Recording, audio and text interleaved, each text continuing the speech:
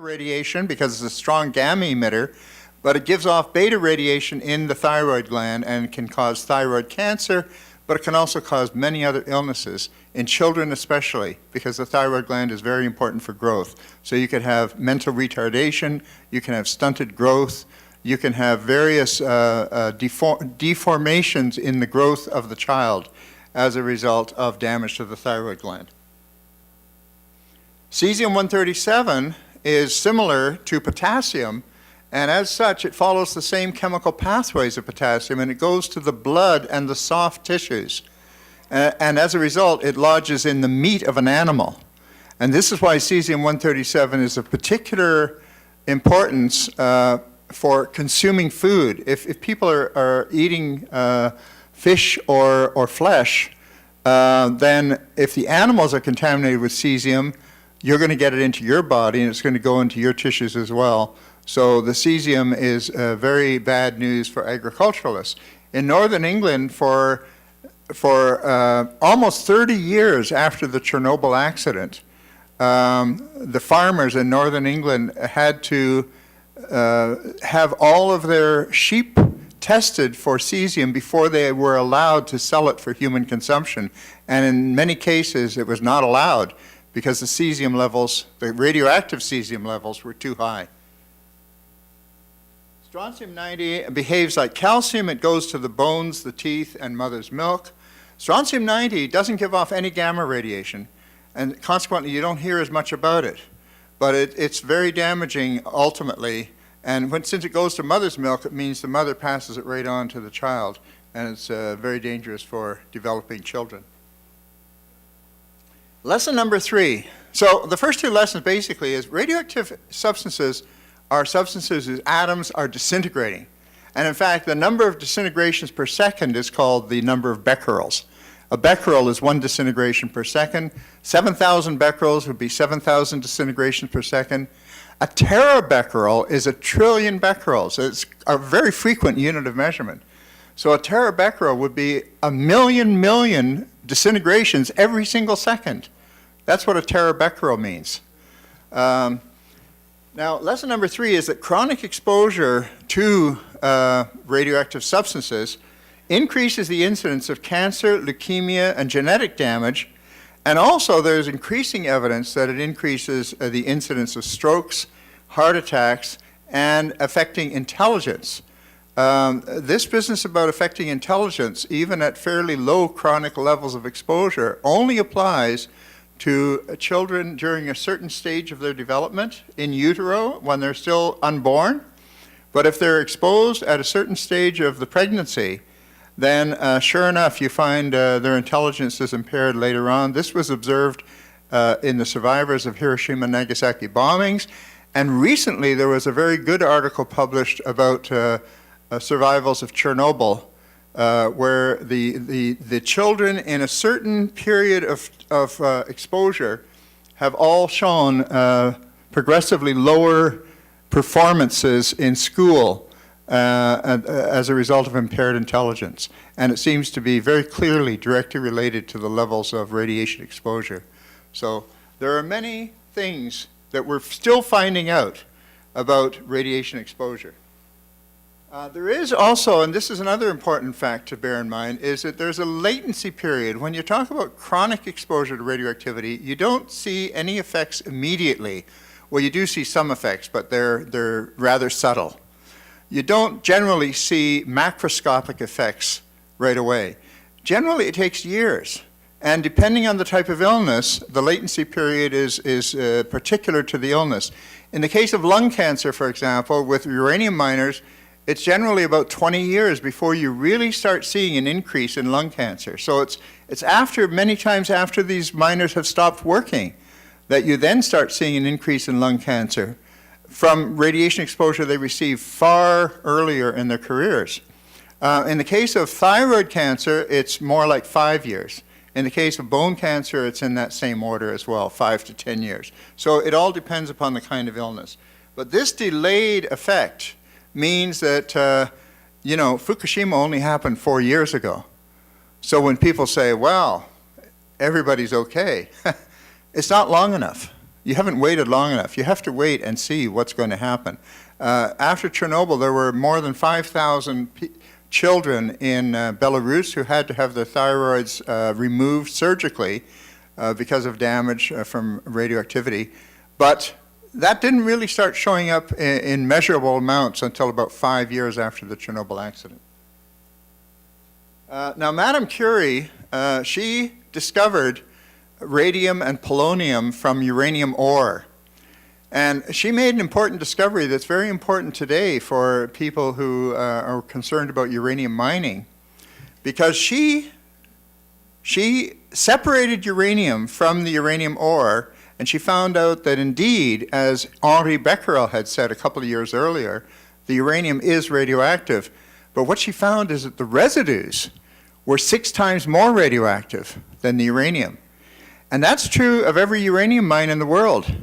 When you take the uranium ore out of the ground and you separate the uranium, which is what the uranium mining company does, the stuff that's left over is 85% of the radioactivity is left behind.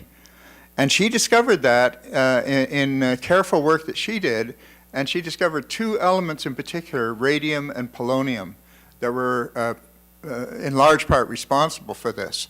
And those are the things that are left in the so-called uranium tailings. Now, radium has killed an awful lot of people in the 20th century. The history of radium is amazing because in the 1920s, radium was selling for $100,000 a gram. By the 1930s, the price had dropped to $70,000 a gram. And by the 1940s, it was down to around $40,000 a gram. And then the market for radium just dried up altogether. And now they just throw it away as a waste product. And the reason is too many people died from handling it. And one of the most famous cases, but there are many such cases, is the dial painters. These were young teenage girls who were hired by the thousands to paint with luminous radioactive paint to make things glow in the dark. And they suffered from terrible diseases, one of which was most of the skeletal diseases originally. They had fatal anemias, blood diseases from the blood marrow. They also had deformities of the spine and jawbones that would, as soon as a dentist would try and work on their jaws, the jawbone would break because it had become porous. And it was all because of the effect of the alpha radiation. And these were minute amounts of alpha emitting materials.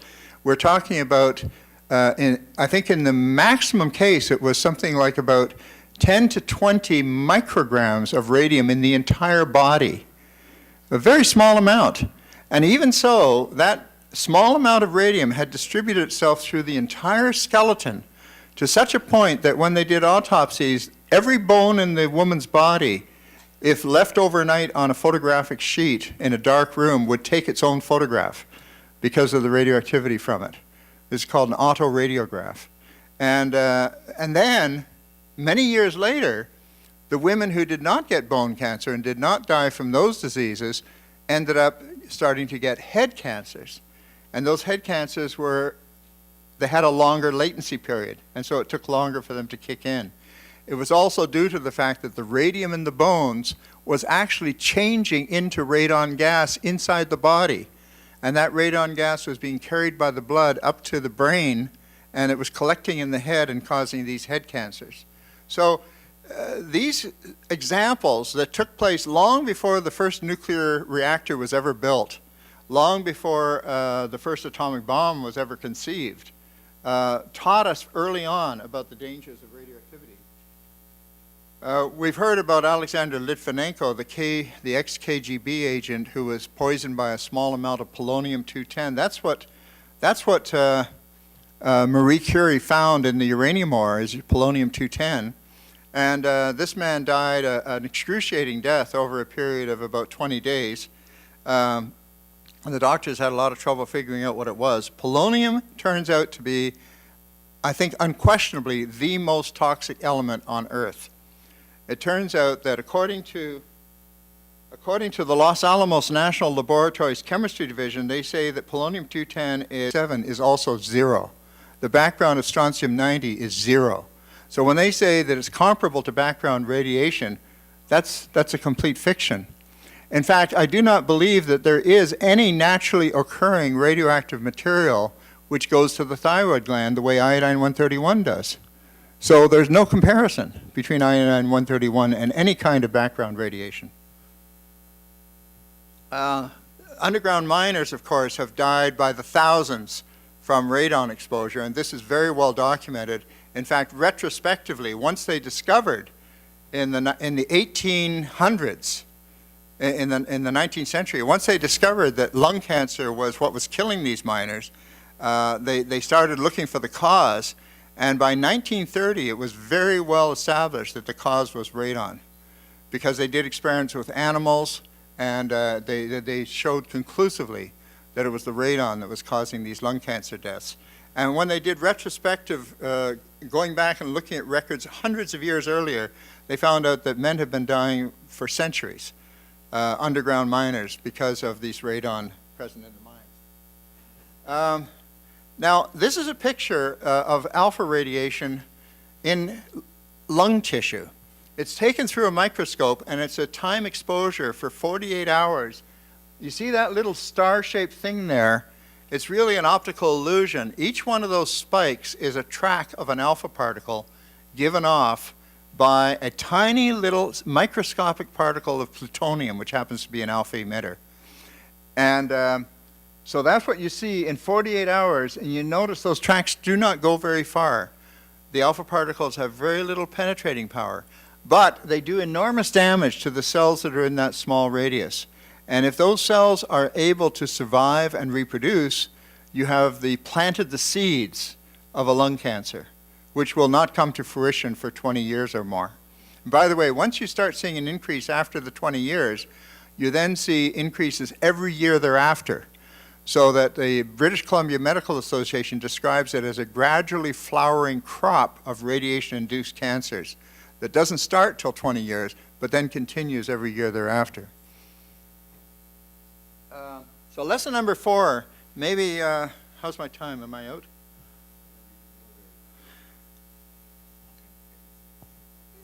Shall I keep going? Okay. Lesson number 4 is the incidence of disease depends not on the individual dose, and this is hard for people to understand as well. It doesn't depend on the individual dose, but on the population dose, and all the scientific evidence supports this. Among other things, this means the larger the population, the larger the number of cases of illnesses you see. And this is what is meant when people talk about the linear non-threshold model. Basically, I'll give you an example of where I first encountered this. It was John Goffman, who is both a medical doctor and a nuclear physicist, a strange combination, who studied the Navajo miners, who are non-smokers. And he divided them into 5 categories, A, B, C, and D, and E, depending upon fairly rough estimates of what radon exposure they got, because they weren't measured carefully, but you could kind of estimate how long they worked underground, what areas they worked in, so you could put them into categories. And what he found is that there was a very clear relationship, is that when you had a category that had, on the average, twice as much radiation exposure, you had twice as many cancers. And if you had 3 times as much radon exposure, you had 3 times as many cancers. But some of those people at the high level never got cancer. And some of the people at the low level did get cancer. So you can't tell whether you're going to get cancer or not depending upon what your individual dose is. All you can say is how many people are going to get cancer. But those who get cancer are going to be just as sick and just as dead, whether they got a high dose or a low dose. And where you can do the prediction, where you can do the actual inference as to how many deaths you're going to see, is when you look at the entire population dose. And this is called stochastic. If you look up the word stochastic, it means probabilistic. It means that what it really comes down to, you might say, is that the damage that's done to the cells it's a matter of pure chance whether the damage, which is random, is going to develop into a cancer or not. And sometimes it will, and sometimes it won't. Now here we've done some diagrams with my friend Robert Del Tredici in order to illustrate this. Imagine a group of people living by a river with fish and wildlife, and At low levels of exposure, harmful biological effects like cancer certainly do not occur until many years after exposure. These red dots indicate contamination, some kind of contamination in the environment. And of course, it gets into the animals, it gets into the plants, it gets into the fish, and into the humans. And some of those people become ill as a result of that. Maybe it's cancer, maybe it's genetic damage, maybe it's something else. Okay, but the others do not. So the same thing goes with smoking, by the way. Not all smokers die of lung cancer, but a lot of them do. If you have a larger population exposed to exactly the same level of insult, then you're going to see that many more incidences of illness. This is because the population dose is larger, even though the individual dose hasn't changed at all. And the reason for this seems to be that radiation only acts at the level of the individual cell. So from the point of view of radiation, human beings don't exist. All that exists is an ocean of cells. We're just a big ocean of cells. And the radiation affects some of those cells one way and some of them a different way. And some of those cells may develop into cancers or some other illness, and it's just a matter of chance as to whose body it happens to be in. It could just as well be in my body or your body or somebody else's body. That's just arbitrary. So this is what we talk about when we talk about the linear non-threshold model, and I think it's useful to bear that in mind when you hear some of these assurances, which are totally unscientific, that if the radiation level is below a certain standard, then it's safe. Just think about it yourself. Would you believe that if they told you that what's the permissible level of cigarette packages you can smoke and be safe? Or what's the permissible level of secondhand smoke that is perfectly safe? These are ridiculous questions because you know it doesn't make any sense. Well, the same thing applies to radiation. When they say there's a permissible level, it simply means that we as regulators can't control everything, and so we're just going to allow this to go on. The trouble is that if an extremely large population is exposed to very low doses, you're going to see a lot of these illnesses.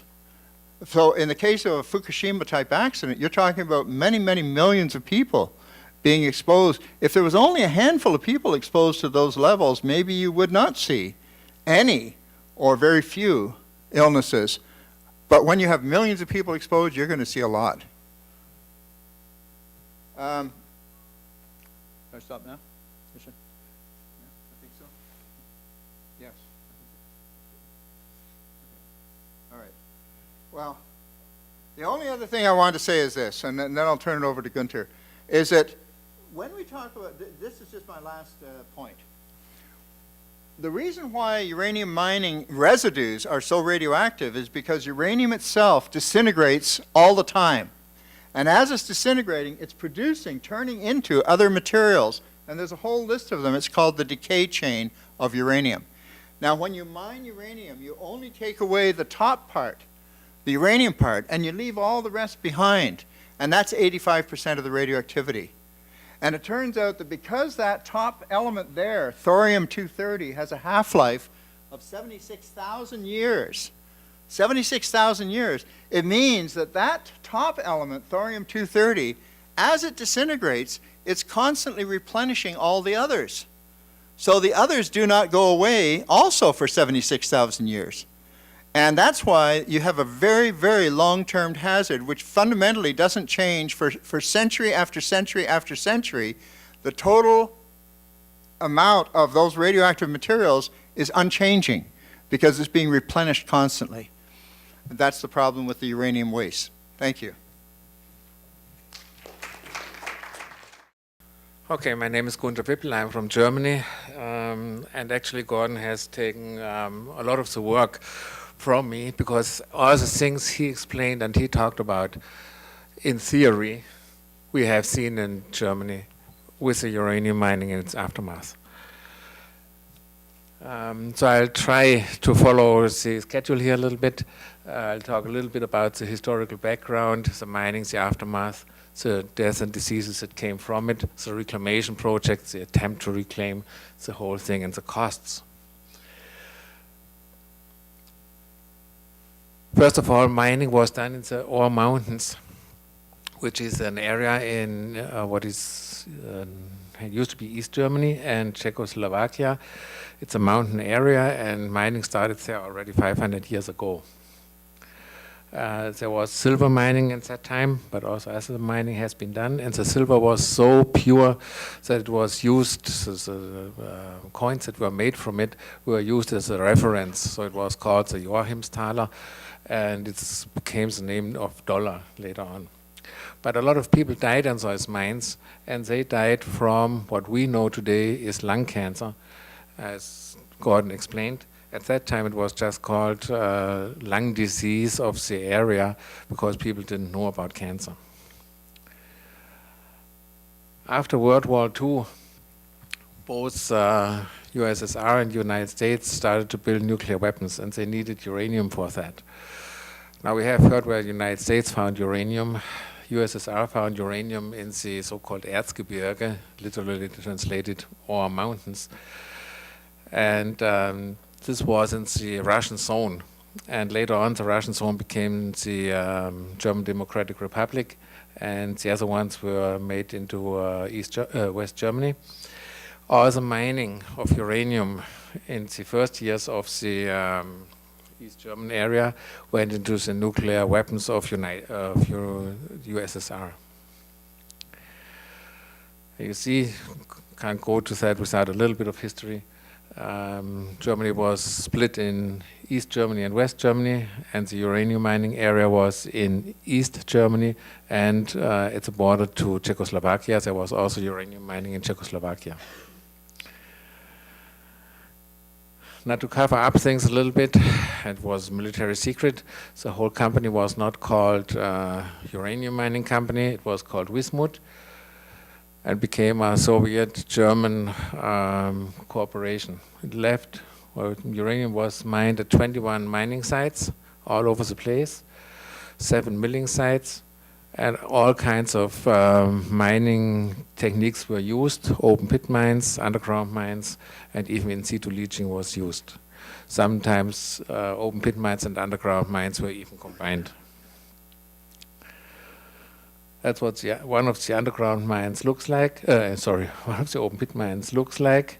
240 meters deep, 2 kilometers long, 1 kilometer across. It's one of the biggest holes that has been dug there. It's filled up now.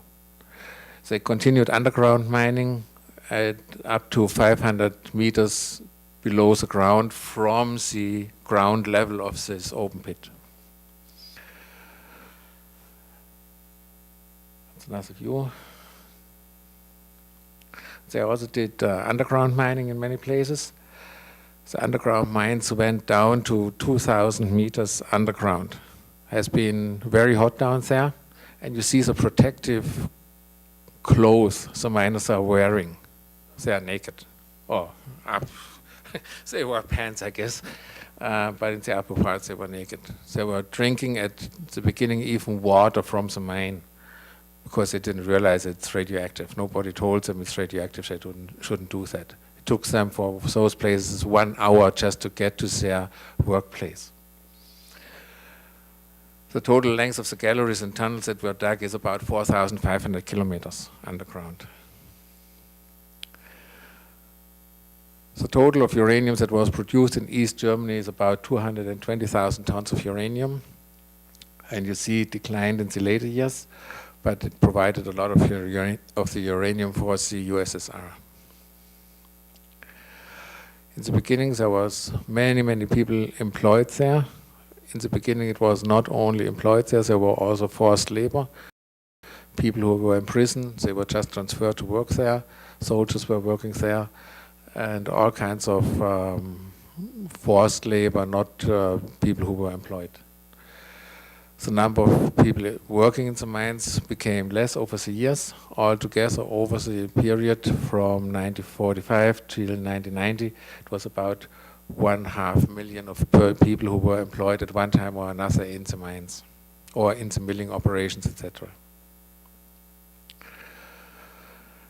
Now, as you know, 1990 came, and there was a reunification between East Germany and West Germany.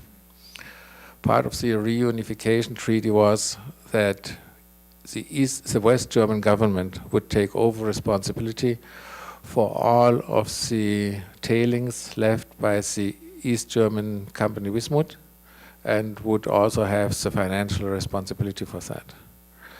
So it's a little bit of a funny situation, because the West German government now has to pay for the tailings that were left over from the production of uranium that was used by the USSR for the nuclear weapons that were supposed to be dropped on our heads.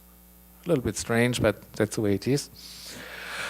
The government set aside approximately 13 million Deutschmarks at that time, 13 billion, sorry, Deutschmarks, at that time approximately 7 billion euros for the reclamation.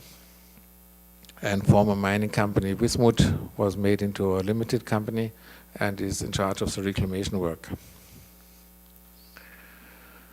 Now, what was left behind, or what did we find? Has about 174 millions of solid tailings spread over all the countryside in about a dozen locations with 50 different piles. And I have to say that I have been there in 90 or 91 personally. And local people took us around for about 2.5 days to see all. By weight, approximately 250 billion times more toxic than cyanide. An absolutely staggering figure. It's hard to conceive this. But moreover, it turns out that polonium-210 is probably the cause of up to 90% of the deaths that are attributed to tobacco. And this comes from the American Health Physics Society, which is the very society that works with the nuclear industry and with the nuclear weapons people to try and monitor the workers and so on and so on. So this is not coming from some anti-nuclear source, quite the contrary. Now, the reason for this is because they find that when they, not only is the polonium an extremely potent lung cancer causer of lung cancers, but it also crosses the membrane into the blood and is carried by the bloodstream. It attaches to the red blood cells, just as it did with Litvinenko, and it goes to all the soft organs. Of liquid tailings, so you can see the numbers.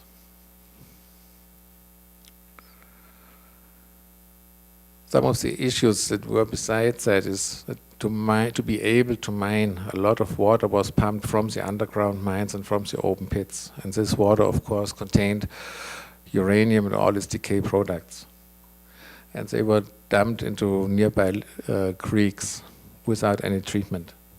So you find up to 100-fold higher radiation in those creeks and in those rivers, which is basically impossible to reclaim or to recover.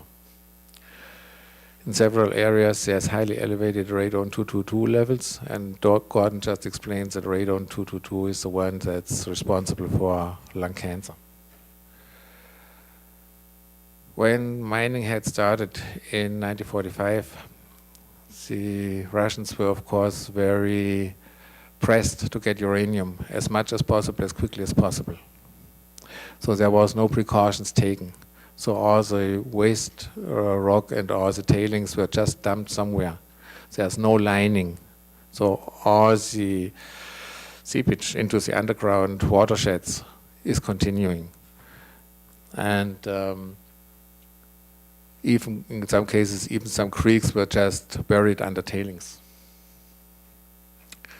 As we heard from other places, from Mariette, radioactive materials have also been used for building of roads and also for houses, for the foundations of houses. There's also other side effects, for example, because you have other materials in the radioactive stuff. That's, for example, is arsenic. They say that in the Helmsdorf tailings pond there's alone 7,500 tons of arsenic.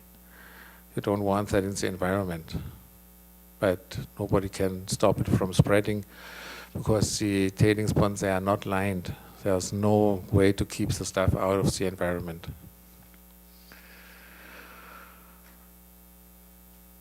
Just before we come to the reclamation project, I want to talk a little bit about the health impacts. There's about 7,163 uranium miners that died from lung cancer, and it has to be mentioned that only lung cancer has been accepted as an occupational disease. There's a number of other diseases that can come from uranium mining. None of those has been accepted, or nearly none of those has been accepted as an occupational disease, which is a serious problem. From 1991, when the mines were closed, there are still 3,700 lung cancers as occupational disease, approximately 200 per year. And that exactly complies with what Gordon has explained just before. So lung cancer start only many years later. Now we have 2015, it's about 25 years later, and there are still approximately 200 lung cancers per year that come up.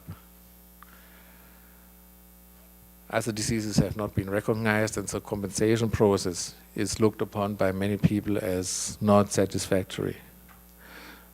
Miners have difficulties to get their medical files, which makes it very hard for them in court to get compensation. And when I think was Dale or Helen Kellycott spoke about how frustrating it has been for physicians, this is one of the frustrating things. We had a political change from a non-democratic system to a democratic system. But still, it's very, very difficult for the miners, for the ex-miners to get compensation. This is very hard to explain and to understand.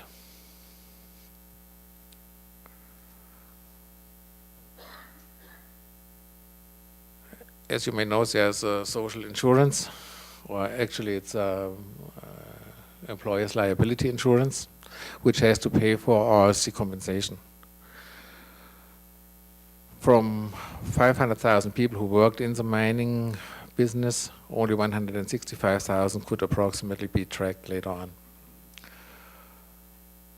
Out of all of these, a small number has been compensated. Many of them for silicosis, which is a typical mining disease, not especially from uranium mining. And they spent about 950 million in the time from 1990 to 2012. So that's another billion that has been spent aside from the money that we heard before, just for compensation, for therapy, and so on. And mind, this is only part of the diseases that have been compensated.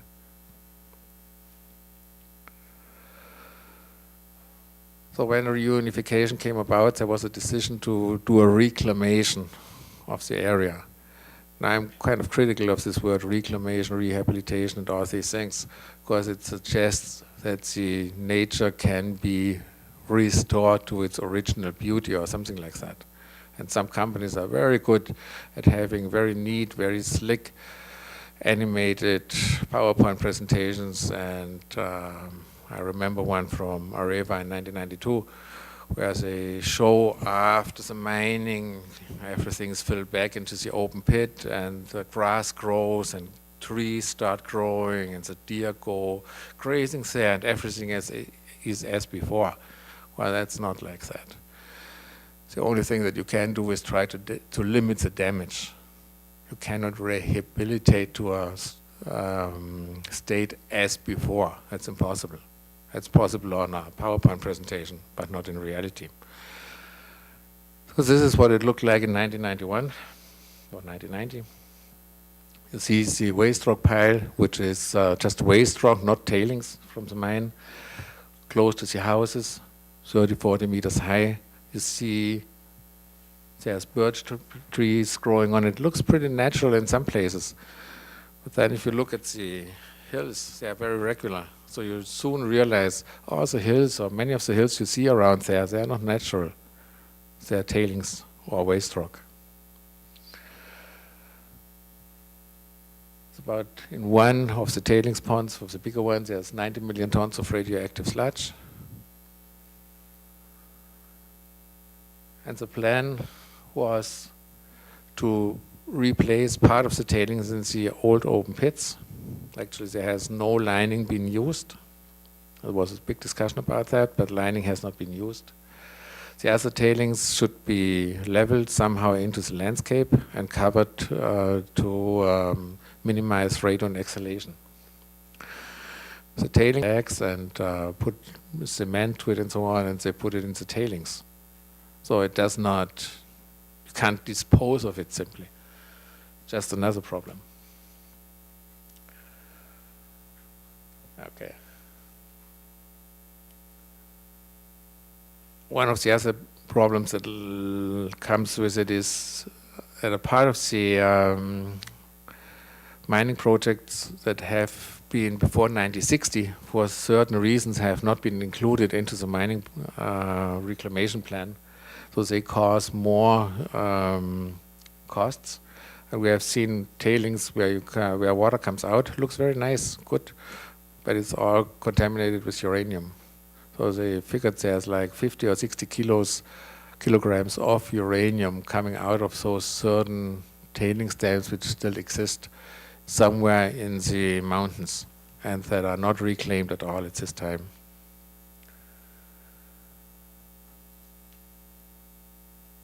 Okay, we mentioned some of that already. The seepage into the groundwater level continues because there's no lining.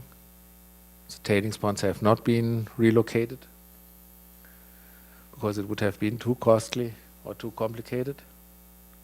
And the radon gas exhalation continues to be a serious problem. So the reclamation which has been done is only partially successful. A lot of money has been spent, about 7 billion euros so far. And in international comparisons, that puts East Germany, where the blue arrow is seen, at $49 per ton of tailings. Now you may wonder why some of the countries come along with uranium tailings management costs so low. One of the lowest is South Africa. Well, why is it that low? Because they didn't do any reclamation. But in that study that has been done by the Ministry of Economic Affairs of Germany, they didn't look at that. They just looked at all of the different expenses that were done, and then they made an average.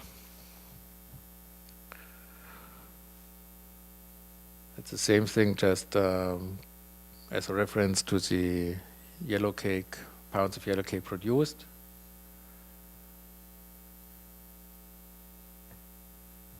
Now if you go away from these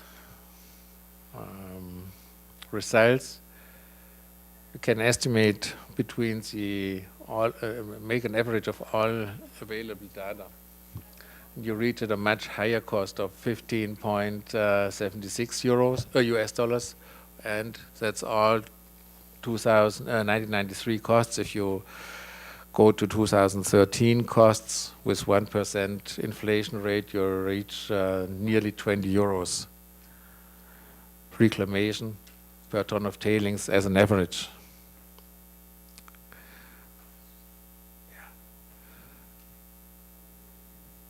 So a study by the OECD and IEA arrives basically at the same figures. There's always a huge range in it, but it shows that the costs are immense to reclaim or rehabilitate uranium mining. The question is just, who is paying for it? In the best case, for example, the company is paying for it, but that's the rarest case. In the other cases, either the government is paying for it, which means they use taxpayers' money, which is happening, for example, in Canada, which is happening in Germany, in some other countries, in many cases, in Africa, Kazakhstan, and so on. There's no reclamation at all, because the government doesn't have the money or it doesn't have the will to do it. So all the costs, all the problems are just externalized on the general public. You see that graph there? I have to come to an end. The social costs, financial costs, and also sicknesses and death and so on that come from it will skyrocket after the mine closure. So it's economically not a very smart idea to start mining uranium. I'm actually an economist by trade. So if you look at the economy of uranium mining, it's just stupid, because it will cause enormous costs after mining closure. And since those costs cannot be imposed on the companies who caused it, in many cases, the general public will have to pay for it, and it's what economists call externalization of social costs. If that's what you want, okay, go for it. If you don't want that, leave uranium in the ground. And that's basically our recommendation that we want to give here. I have listed the reasons why we think it's not a good idea to mine uranium. We have the experience of uranium mining in Germany and the enormous costs and all the trouble that comes along with it. I could go on and talk for some more time about that. But just simply the economics do not make sense, period. Thanks.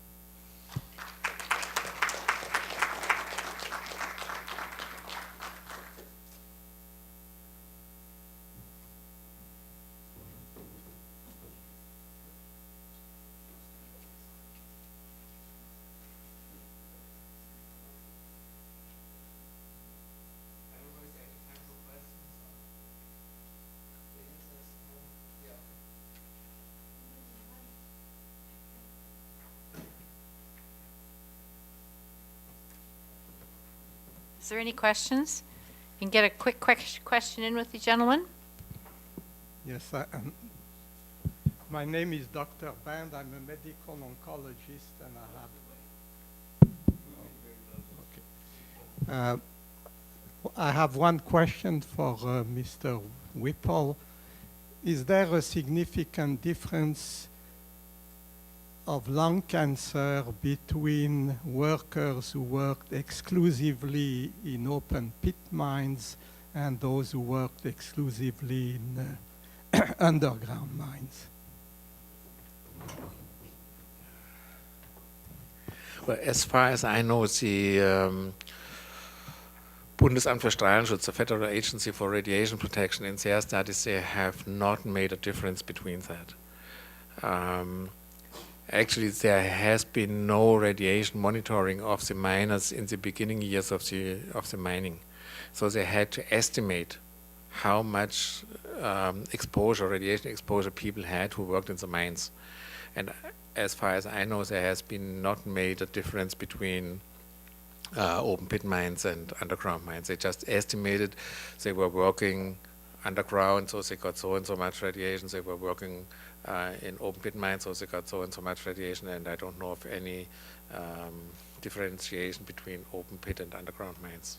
I know what you mean, but I don't think there's any analysis in that direction.